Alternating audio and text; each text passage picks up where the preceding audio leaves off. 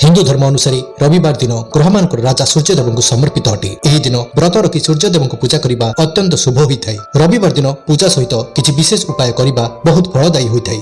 ଏହି ଦିନ ଏହି ବିଶେଷ ଉପାୟ କଲେ ଆପଣଙ୍କ ଦୁର୍ଭାଗ୍ୟ ଦୂର ହେବା ସହିତ ଆପଣଙ୍କୁ ସୌଭାଗ୍ୟର ପ୍ରାପ୍ତି ହୋଇଥାଏ। ରବିବାର ସକାଳେ ସ୍ନାନ ସରିବା ପରେ ତମ୍ବା ପାତ୍ରରେ ଜଳ, ଲାଲ ରଙ୍ଗର ଫୁଲ ଆଉ ଚାଉଳ ମିଶାଇ ସୂର୍ଯ୍ୟଦେବଙ୍କୁ ଅର୍ଘ୍ୟ ଦିଅନ୍ତୁ। ଅର୍ଘ୍ୟ ଦେବା ସମୟରେ ଓମ୍ ସୂର୍ଯ୍ୟାୟ ନମଃ ଏହି ମନ୍ତ୍ରର ଜପ କରନ୍ତୁ। ଏହାଦ୍ୱାରା ଆପଣଙ୍କ ଉପରେ ସୂର୍ଯ୍ୟ ଭଗବାନଙ୍କ କୃପା ବନି ରହେ। ତା ସହିତ ଆପଣଙ୍କ ଜୀବନରେ ସକାରାତ୍ମକ ଊର୍ଜାର ସଞ୍ଚାର ହେବାକୁ ଲାଗେ। ରବିବାର ଦିନ ଘରୁ ବାହାରିବା ସମୟରେ ନିଜ ମଥାରେ ଲାଲ ଚନ୍ଦନର ତିଳକ ଅବଶ୍ୟ ଲଗାନ୍ତୁ। ଏମିତି କରିବା ଦ୍ୱାରା ଆପଣଙ୍କୁ ଆପଣଙ୍କ କାର୍ଯ୍ୟରେ ସଫଳତା ମିଳିବାର ସମ୍ଭାବନା ଅଧିକ ରହିଥାଏ। ଏହା ସହିତ ଏହି ଦିନ ଲାଲ ରଙ୍ଗର ବସ୍ତ୍ର ପିନ୍ଧିବା ବି ବହୁତ ଶୁଭ ଆଉ ଫଳଦାୟୀ ହୋଇଥାଏ।